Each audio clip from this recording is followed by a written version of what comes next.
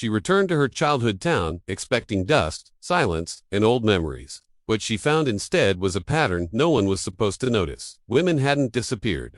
They had been pushed, quietly, legally, politely. No violence, no arrests. Just pressure applied everywhere at once. Old records told one story. People told another, and her father's journals revealed the truth hiding between them. A town that didn't remove people by force, but by agreement. When Eleanor realized her own father had once been part of the system, the investigation stopped being about the past. Because the town wasn't hiding anymore, it was watching. And when the system noticed her, it didn't threaten her. It offered her a choice: stay or disappear. This is not a story about murder. It's about how silence can be used as a weapon, and why the most dangerous crimes leave no bodies behind. The town of Ashford was known for two things: its lake and how little ever changed. People were born there, worked there, and were buried there. Outsiders passed through, but rarely stayed. That was how the town liked it. When Maya Turner returned after 12 years away, the town welcomed her politely but not warmly. She noticed it immediately: smiles that didn't reach eyes, conversations that ended the moment she entered a room. Ashford remembered her, and not fondly. Maya hadn't come back for nostalgia. She had come back because of a box. It had arrived at her apartment without a return address. Inside were photocopies of police reports, newspaper clippings, and handwritten notes. All of them referenced women who had lived in Ashford, women who had moved away, women who had started new lives, women who had vanished quietly. At first glance, nothing looked criminal. No blood, no bodies, no arrests, but the dates troubled her. Every disappearance followed the same pattern: a disagreement with a neighbor, a complaint filed at work, a sudden lease termination, a social rupture, and then departure. Maya recognized one name immediately: Lena Brooks, her high school literature teacher. The woman who had encouraged Maya to leave Ashford, to think bigger, to ask questions. The woman who had been gone by the time Maya returned from college for winter break. The town had said Lena found a better opportunity. Maya never believed that. She began by visiting the library. Old newspapers were stored on microfilm, rarely accessed. As she scrolled through years of local headlines, she noticed something strange. Articles about the missing women were never placed prominently, always on inner pages, always brief, always framed as voluntary departures. One line repeated often: according to community sources never had names. Maya requested public records next: noise complaints, zoning disputes, workplace warnings. None severe, on their own, but, together, they formed a pattern of pressure. Subtle, legal, relentless. Ashford didn't expel people, it squeezed them. Her first direct confrontation happened unintentionally, at a coffee shop near the lake. Maya mentioned Lena Brooks casually, as if reminiscing. The barista froze. "People shouldn't dig up old stories," she said quietly, handing over the coffee without meeting Maya's eyes. That night, Maya received a message from an unknown number. "You left once. Don't make us regret letting you come back." She didn't reply. Instead, she followed the paper trail further, back 20 years. 30. The same 5 surnames appeared again and again, on school boards, housing committees, business councils, always present when a woman's life in Ashford quietly unraveled. They never signed anything directly. They didn't need to. Maya realized then why no one ever fought back. Ashford didn't threaten. It convinced. It isolated. It rewrote reality until leaving felt like relief. The final document in the box chilled her most. A resignation letter, written by Lena Brooks. The language was wrong.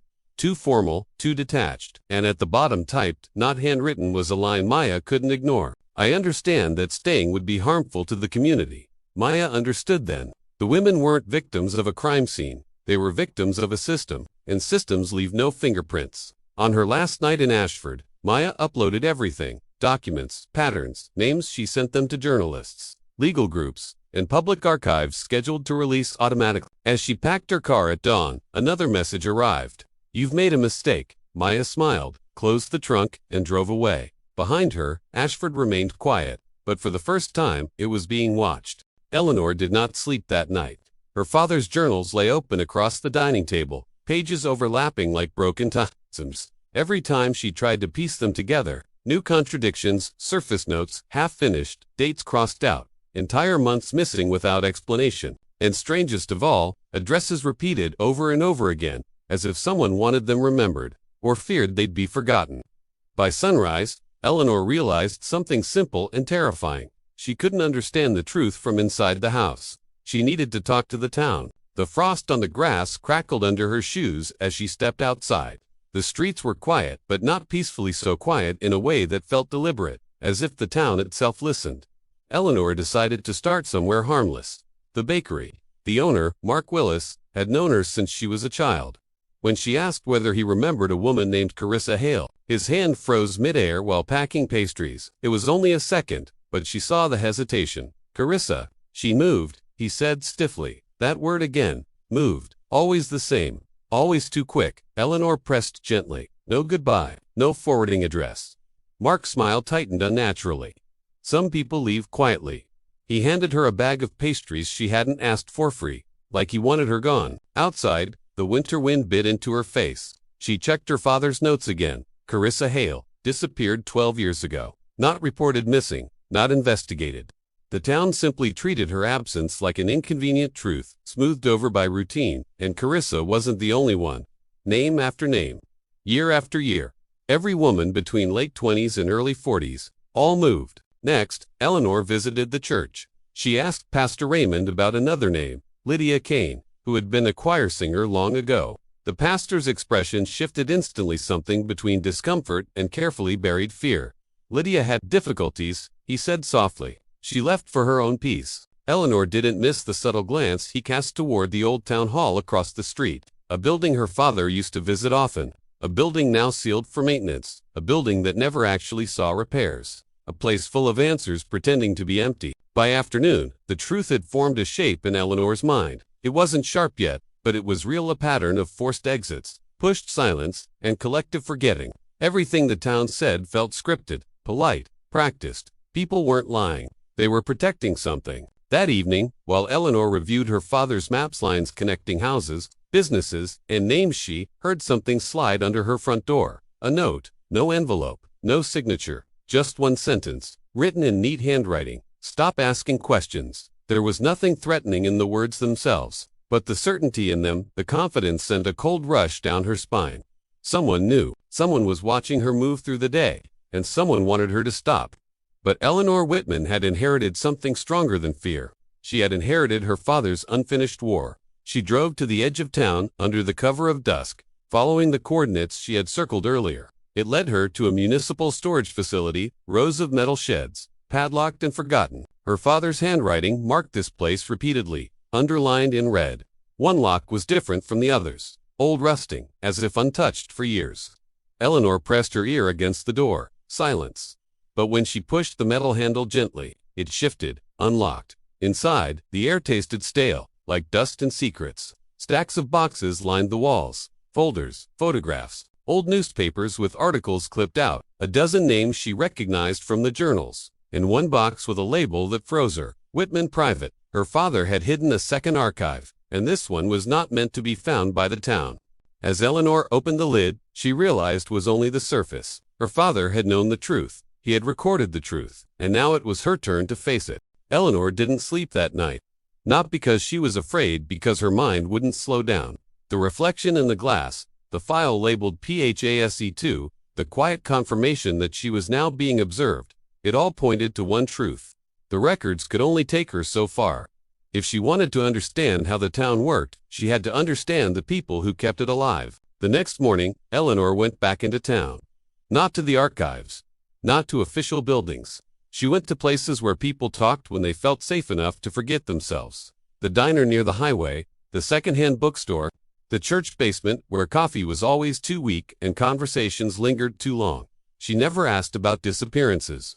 She asked about her father. What kind of man was he, really? Most answers were rehearsed. Polite, careful, quiet, respectful, kept to himself. But Eleanor noticed the pauses, the way people searched for the right version of the truth. At the diner, an older woman refilled Eleanor's coffee without being asked. Your father used to sit in that corner, she said casually, nodding toward a booth near the window. Always watched the door. Why? Eleanor asked. The woman shrugged. He liked knowing who was leaving. That was the first honest answer she'd heard. At the bookstore, the owner recognized Eleanor immediately. He pretended not to. His hand shook slightly as he stacked a pile of used paperbacks. Some women don't like small towns, he said suddenly, without being prompted. They feel confined or pushed, Eleanor replied. He didn't deny it. By the third day, Eleanor understood something essential. The town didn't rely on secrecy. It relied on agreement. Everyone knew just enough to justify their silence. Enough to believe they were protecting order, tradition, stability. Nobody called it removal. They called it encouragement. Eleanor returned to the abandoned house that evening, the one tied to the trust, the one her father's name had quietly vanished from. Inside, the air was cleaner than it should have been. Maintained. Intentional. She found fresh coffee cups in the sink. Someone was still using the place. As she moved through the rooms, Eleanor realized her father hadn't just documented the system. He had tried to disrupt it, slowly, carefully, by creating records that could one day be connected. But disruption came at a cost. In his final journal, she found a line she'd missed before, written smaller than the rest. "If I leave, it's because staying became impossible." That night, Eleanor received her first direct message. "You're asking questions that don't have answers." She typed back before fear could interfere. "Then why are you responding?" The reply came after a long pause. "Because your father asked the same ones." They told her to meet. Alone. At sunset. Eleanor knew better than to trust them. She went anyway. Eleanor arrived just before sunset. The abandoned house looked unchanged from the outside, peeling paint, sagging porch, windows clouded with dust. But she knew better now. Neglect was a costume. What mattered was what happened inside. The door was unlocked. She stepped in without calling out. The house smelled faintly of coffee and cleaning solution. Recent, intentional. In the living room, 5 chairs were arranged in a loose circle. 4 were already occupied. They did not stand when she entered. They did not threaten her. They smiled. "You understand now," the woman on the left said calmly. She wore the same expression Eleanor had seen on council meeting photos, concerned, reasonable, civic-minded. "This town doesn't survive by chance." Eleanor remained standing. "It survives by removing people," she said. The oldest man shook his head gently. "By correcting imbalance." They explained it the way people always do when they believe they are right. The town had struggled once. Crime, poverty, uncertainty. Then someone had noticed a pattern. Certain people disrupted stability. Not criminals, not violent, just unpredictable. Too independent, too resistant to social pressure. Women, mostly, so the town adapted. No force, no arrests. Just pressure applied everywhere at once. Work, housing, reputation, until leaving felt voluntary. Eleanor listened quietly. "And my father?" she asked. A pause. "He was useful," the woman said, "until he wasn't. He had helped them once, early on, documenting behaviors, predicting reactions, identifying who would bend and who would break. But then something changed. He started recording them, their methods, their names. He refused to choose." The man said, "And refusal creates risk." They didn't kill him. They isolated him. The same way they isolated everyone else. Then they made Eleanor an offer. She could stay, continue her father's role, help guide the town gently, invisibly. Or she could leave tonight. No consequences, no pursuit, just absence. Eleanor smiled, and for the first time, they looked uncertain. "My father didn't fail," she said. "He prepared." She revealed what they hadn't expected.